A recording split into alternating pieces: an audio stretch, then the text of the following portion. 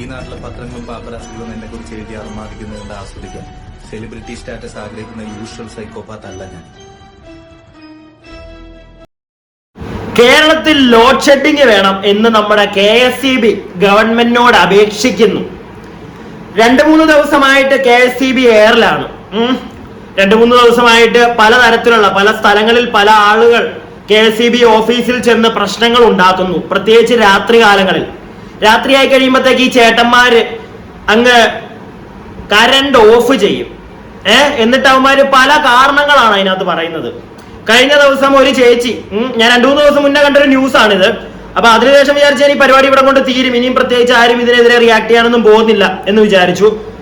അതങ്ങോട്ട് മാറ്റി വെച്ച് കഴിഞ്ഞപ്പോഴത്തേക്ക് ഇന്നലെ മിനിഞ്ഞാന്നുമായിട്ട് വീണ്ടും ഒരു ന്യൂസ് ഞാൻ കണ്ടു. അതിന്റെ കൂട്ടത്തിൽ ഇന്ന് വേറെ പുതിയൊരു ന്യൂസ്. ലോഡ് ഷെഡിങ് വേണം എന്ന് പറഞ്ഞ് KSEB ഗവൺമെന്റിനോട് അപേക്ഷിക്കുന്നു. ഇപ്പം അതിന്റെ പേരിലൊരു മീറ്റിംഗ് ഒക്കെ അടുത്ത് നടക്കാൻ പോവുകയാണ്.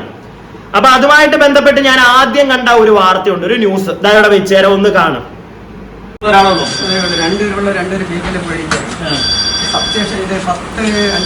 അമ്മയും കുട്ടിയും KSEB ഓഫീസിലെത്തി പ്രതിഷേധം. കൊള്ളാം.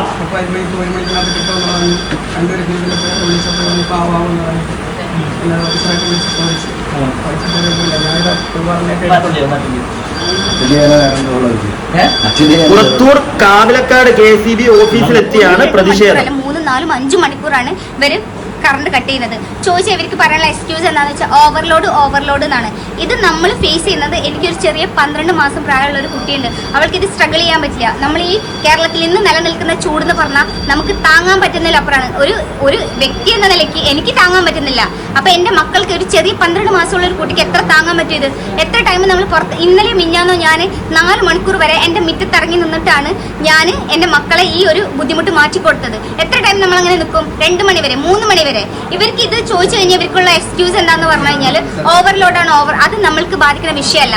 കറക്റ്റ് ടൈം ആവുമ്പോൾ ഇവർ കറണ്ട് ബില്ലും കൊണ്ട് വരും. ഇവർക്ക് എന്തുകൊണ്ട് ഇതിന്റെ റെസ്പോൺസിബിലിറ്റി ഇല്ല? ഫോൺ വിളിച്ച് അവർ ഫോൺ എടുക്കില്ല, ഒരു കോൾ അറ്റൻഡ് ചെയ്യില്ല. ഇതിന്റെ ഹെഡിൽ വിളിച്ച് അവർ ഫോൺ എടുക്കില്ല, ഓഫീസർമാരെ വിളിച്ച് എടുക്കില്ല. ഇപ്പോഴും നമ്മൾ ഈ KSEB മുമ്പിൽ 10-40 പേര് വന്ന് ഇവിടെ നിൽക്കുകയാണ്.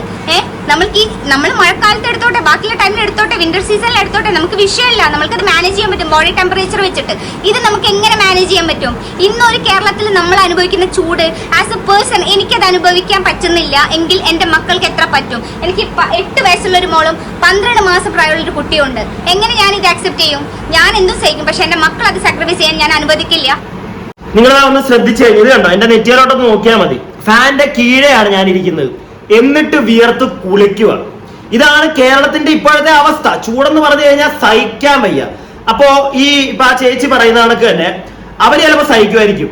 അവരുടെ കുട്ടികളും 12 മാസമായിട്ടുള്ള ഒരു കുട്ടിയൊക്കെ ഈ ചൂട് സഹിച്ച് അവരുടെ വീട്ടിൽ കിടക്കണമെന്ന് പറയുന്നത് അതിന് എന്താ പറയേണ്ടത്? എനിക്കറിയാൻ പാടില്ല. വിയർത്ത് കുളിക്കും. കുറച്ചു നേരം ഒന്ന് ഫാൻ ഓഫ് ചെയ്ത് കഴിഞ്ഞാൽ അപ്പൊ ഇവന്മാർ ഇനി ഇപ്പൊ ലോഡ് ഷെഡിങ് കൂടെ ഒക്കെ കൊണ്ടുവന്ന് കഴിഞ്ഞു കഴിഞ്ഞാൽ മനുഷ്യന്മാര് ചൂടെടുത്ത് ഉരുകി ചാവും വീട്ടിനകത്ത് കിടന്ന്. എന്നാൽ ഇതിനൊരു പ്രതിവിധി കൊണ്ടുവരാം എന്നിവിടെ KSEB ഒന്നും ചിന്തിക്കുന്നില്ല, അല്ലെങ്കിൽ ഗവൺമെന്റ് ചിന്തിക്കുന്നില്ല. ഗവൺമെന്റ് അടുത്തോട്ട് ഇവന്മാർ ഈ ഒരു അപേക്ഷ കൊണ്ട് പോകുമ്പോഴത്തെ ഗവൺമെന്റ് എന്ത് പറയും? ശരിയാ, ഭയങ്കരമായിട്ട് ഓവർലോഡ് ആവുന്നുണ്ട്. കഴിഞ്ഞ ദിവസം KSEB പറയുന്നുണ്ടായിരുന്നു ഇവിടെ ഭയങ്കരമായിട്ട് ഇപ്പൊ കറണ്ട് ബില്ല് ഭയങ്കരമായിട്ട് ജനങ്ങൾ കൂടുന്നുണ്ട്, അതിന് മാത്രം കറണ്ട് ഇവിടെ ആളുകൾ ഉപയോഗിക്കുന്നുണ്ട്. സത്യമാണ്. എങ്ങനെ ഉപയോഗിക്കാതിരിക്കും ഈ ചൂടത്ത്? എങ്ങനെ AC ഇടാതിരിക്കും? എങ്ങനെ ഫാൻ ഇടാതിരിക്കും?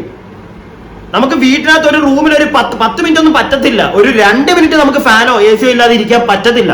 അതുപോലെ ചൂടാണ് ഇവിടെ വെളിയില്. അപ്പം KSEB പറയുന്നത് ഇത് കണക്ക് ലോഡ് ഷെഡിങ് ഒക്കെ കൊണ്ടുവരണമെന്ന് പറഞ്ഞു കഴിഞ്ഞാൽ ആൾക്കാർ കയറി ഇടിക്കും നിങ്ങളെ. സത്യം പറഞ്ഞാൽ അതായിരിക്കും സംഭവിക്കാൻ പോകുന്നത്. ചൂടെടുത്ത് പ്രാന്ത് പിടിച്ചിട്ട് ജനങ്ങൾക്ക്. ഇതിന് ചെയ്യേണ്ട ഒരു കാര്യം, എനിക്ക് തോന്നിയ ഒരു കാര്യം എന്താണെന്നറിയാമോ? നമ്മുടെ തമിഴ്നാട്ടിലൊക്കെ ഇപ്പൊ നമ്മുടെ ഇവിടെ KSEB കറണ്ട് കൊടുക്കുന്നതൊക്കെ അവിടെ തമിഴ്നാട് ഗവൺമെന്റിന്റെ ഉണ്ടല്ലോ കറണ്ട് കൊടുക്കുന്നത്. അതുകൂടാതെ അവിടെ പ്രൈവറ്റ് സെക്ടേഴ്സ്, നമ്മുടെ ടാറ്റ ഉൾപ്പെടെ അവിടെ കറണ്ട് കൊടുക്കുന്നുണ്ട്. എന്തുകൊണ്ട് നമ്മുടെ കേരളത്തിൽ ഇങ്ങനെ ഒരു സംവിധാനം പ്രൈവറ്റ് സെക്ടറിലേക്ക് ഗവൺമെന്റ് കറണ്ട് കൊടുക്കുക എന്നുള്ളൊരു സാധനം കൊടുക്കുന്നില്ല? എന്തുകൊണ്ട്? ഇവിടെ ടാറ്റയൊക്കെ വരട്ടെ, കറണ്ട് വരട്ടെ, നമുക്ക് KSEB തന്നെ കറണ്ട് തരണമെന്നൊന്നും ഇല്ല. മനസ്സിലായില്ലേ? എന്തായാലും KSEB കാണിക്കുന്ന കുറെ മണ്ടത്തരങ്ങളുണ്ട്. അതിനകത്ത് ഒരെണ്ണം ഞാൻ പറഞ്ഞുതരാം നിങ്ങൾക്ക്. നമ്മുടെ വീട്ടിലെ മീറ്റർ ഒന്ന് നിങ്ങൾ ശ്രദ്ധിച്ചാൽ, നിങ്ങളൊന്ന് പോയി നോക്കണം. നമ്മുടെ മീറ്ററിനകത്ത് ഒരു ലൈറ്റ് കാണും. ഈ ലൈറ്റ് ചെറിയ ലൈറ്റ് ആണ്, വളരെ കുറച്ച് കറണ്ട് ആവത്തുള്ളൂ. പക്ഷെ ഈ കറണ്ട് ആ ഒരു സാധനം വരെ അവന്മാര് ഒരു കാര്യമില്ല. എന്തിനാണ് ആ ലൈറ്റ് എന്ന് എനിക്ക് ഇപ്പോഴും മനസ്സിലാവുന്നില്ല. രാത്രിയിൽ എന്നാലും അവന്മാർ ആൾക്കാരും പിടിക്കാനൊന്നും വരത്തില്ല ഈ മീറ്റർ നോക്കാനൊന്നും. പിന്നെ എന്തിനാണ് അതിനകത്ത് അങ്ങനെ ഒരു ലൈറ്റ്? അതിന് തന്നെ വളരെ കുറച്ചേ കറണ്ട് ആവുന്നുള്ളായിരിക്കും, വളരെ തുച്ഛമായിരിക്കും കറണ്ട് ആവുന്നത്. എന്നാലും ഒരു വർഷത്തേക്കൊക്കെ ആ ഒരു ലൈറ്റ് വെറുതെ കത്തിക്കിടക്കുന്നതിന് അതിന്റെ പൈസയും നമ്മുടെ ഈടാക്കുന്നുണ്ട്. അപ്പൊ അതങ്ങനെ കത്തിക്കിടക്കുന്നതിന് എന്തോരം കറണ്ട് ഇവിടെ വേസ്റ്റ് ആക്കി കളയുന്നുണ്ട് നിങ്ങൾ. അതൊന്നും ഇവിടെ നിങ്ങൾക്ക് ഒന്നൊന്ന് ചിന്തിക്കാൻ പറ്റുന്നില്ലേ? അനാവശ്യമായിട്ട് KSEB തന്നെ പല രീതിയിൽ ഇവിടെ കറണ്ട് കളയുന്നുണ്ട്. അതുപോലെ തന്നെ ഒരു വീട്ടിൽ അല്ലെങ്കിൽ ഒരു സ്ഥാപനത്തിൽ 230 ഒരു വീട്ടിൽ നോക്കുകയാണെങ്കിൽ നമുക്ക് 230 വോൾട്ടൊക്കെയാണ് ഒരു വീട്ടിലേക്ക് തരേണ്ടത്. ഞാൻ കഴിഞ്ഞ ദിവസം നോക്കി 150 വോൾട്ടൊക്കെയാണ് നമുക്ക് കിട്ടുന്നത്.